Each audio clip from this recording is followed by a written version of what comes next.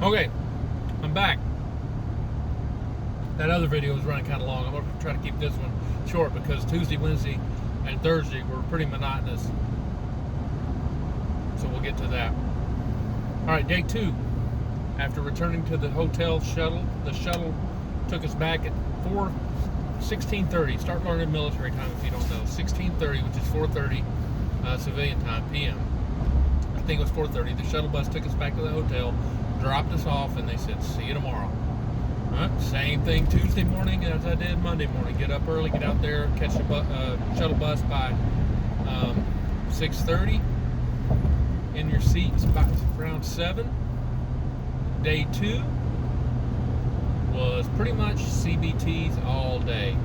CBTs interrupted by a short, brief class on pre-trip. I would suggest start looking at videos, Prime videos of the pre-trip scenario. I wouldn't get hung up watching videos from other trucking companies about pre-trip. I know they're all kind of the same, but Prime has a special a sequence that they want you to do it in because that's how the test is done. So they take you out to a truck in the lot right there behind the class, and they go. One of the driver instructors goes through the pre-trip, the whole thing, the front, driver's side or passenger side, engine compartment, driver's side engine compartment, door, driver's side door area, and fuel and all that, and then the coupling, and then he talks about the trailer inspection, and then he talks about the lights, marker lights, or clearance lights, marker lights, all that good stuff. And then you go back in, and they have you a big green folder with all the information that you need with a study guide for your pre-trip. You start doing your CBTs, you start practicing pre-trip, going through, and you get all kinds of time on the truck by yourself out there. It's on you to get your CBTs done, right? And it's on you to learn the pre-trip. The pre-trip, don't feel stupid, just might as well do it right off the bat. Just be there and realize you are a novice. You have no freaking clue what you're doing. The drivers that you see out there, they don't mess with you. They know the deal. They were new too. So you go out there and you talk to yourself. You read through the thing, you point at the part on the truck, you talk to yourself. You look like a weirdo, but it's the best way to do it, and everybody ends up doing it in the long run anyway. You might as well set the example and do it right off the bat. So CBTs and pre-trip pretty much consumed Tuesday and Wednesday. Everyone was almost complete on CBTs by Wednesday. I would say most guys were done, if not Wednesday morning, Tuesday evening. But there were a few stragglers that didn't complete it until Wednesday. So Wednesday comes around, and that is another day of makeup, CBTs and pre-trip.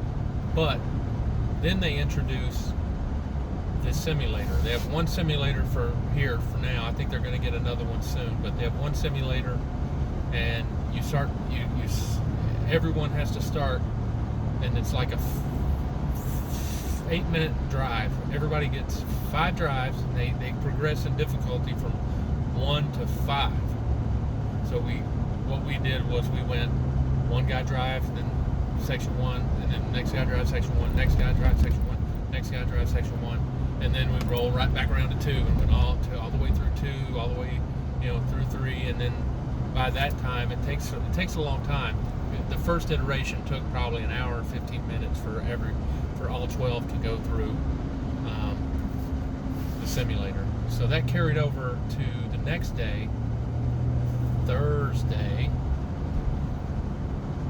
or Wednesday. Maybe we started that Tuesday and ended on Wednesday. However, whatever the situation was, the next big deal that you have to do is either Thursday is the test on the simulator, and that's where they grade you. Are you going too fast? Are you following too closely? Are you slamming on the brakes? Or are you doing anything unsafe? And that's how they gauge your driving experience. They gauge, your competency, ability to at least learn how to drive a truck. And there was some people in there that I questioned whether they ever drove a car much, but everyone passed. They had a guy that had to retake, but everyone ended up passing. So that's the one hurdle that you have to get through, and I really don't know if anyone ever fails it. You just, as long as you're not an idiot, you're not going to fail it. And once that's complete, then if they don't have anything for you, then you're just either watching videos, YouTube, or playing games or whatever. But I would say spend a good bit of your time until you get burnt out going over that pre-trip, because some dudes are having a hard time remembering the sequence or the parts of the vehicle.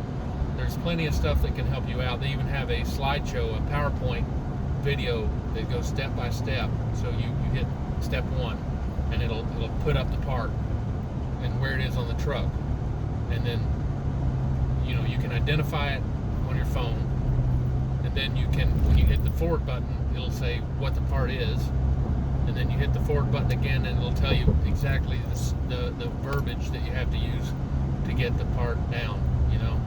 Cracked, bent, or broken, no abrasibles or cuts, whichever part it is has a specific saying that goes with it. And as long as you can memorize that, where the parts are and what sequence to do, you'll be fine. And that's probably the hardest part of PSD, of orientation.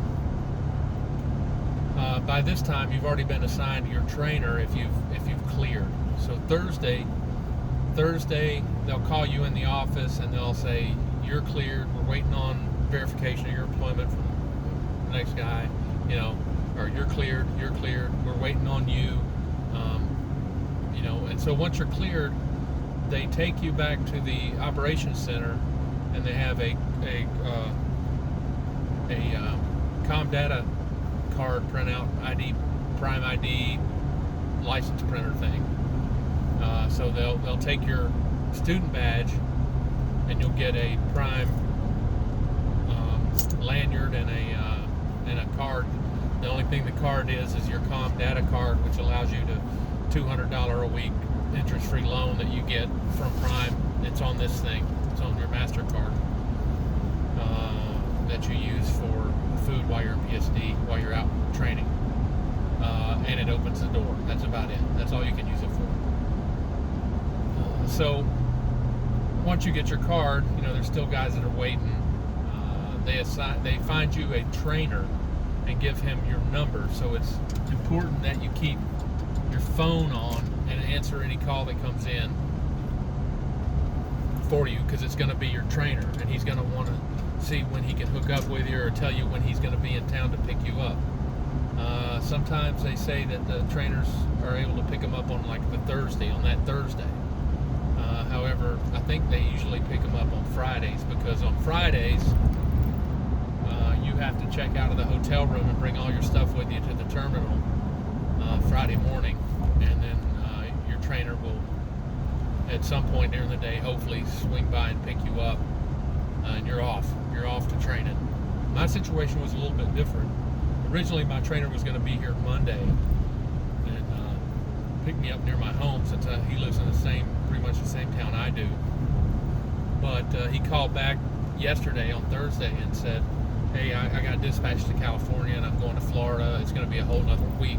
So they worked out a special situation for me, I guess, because me and the trainer seemed to have gotten along really well on the phone, and he lives pretty close to where I do, so that would help him out and help me out for home time when he goes.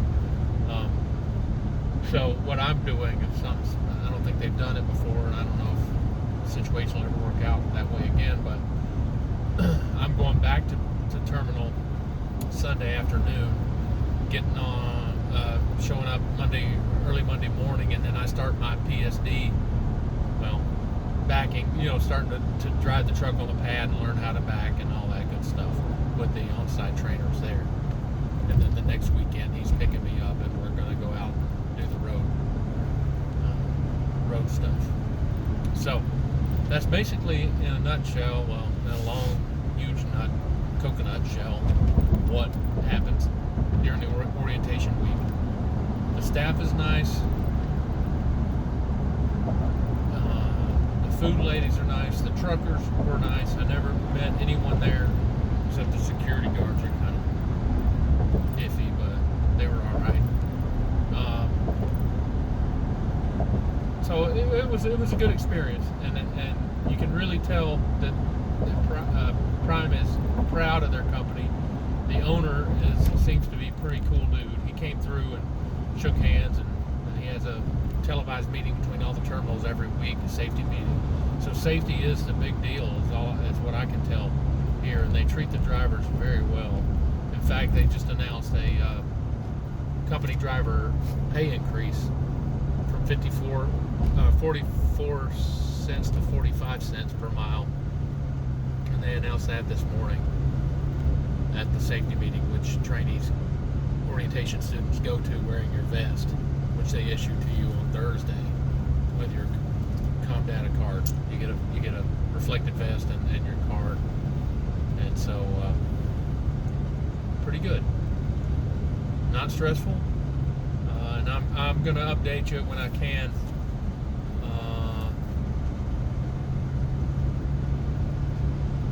In the future.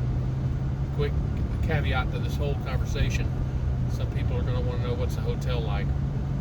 Well, the hotel is kind of shitty, but it's a room with cable TV and a bathroom, 2 beds. It's got a small mini fridge and a microwave. It's not the best. I've been in worse, but it's not what you would pay for. It's not a Hilton, let's put it that way. It's pretty crappy, but it'll do the job, and it's free, right? So anyhow, I hope that I was able to help you with this. Right now it's August 2nd or something. I started on the 29th, July 29th, and now it's August 2nd, 2019. Talked to a lot of drivers, and maybe I'll talk about that next time I get on here. Give you some inside scoop of what they tell me about the company. So if you have any questions, just comment in the comments, and if I ever get a notification, or if anyone ever watches this, or if it helps you, let me know, and I'll try to send you an answer.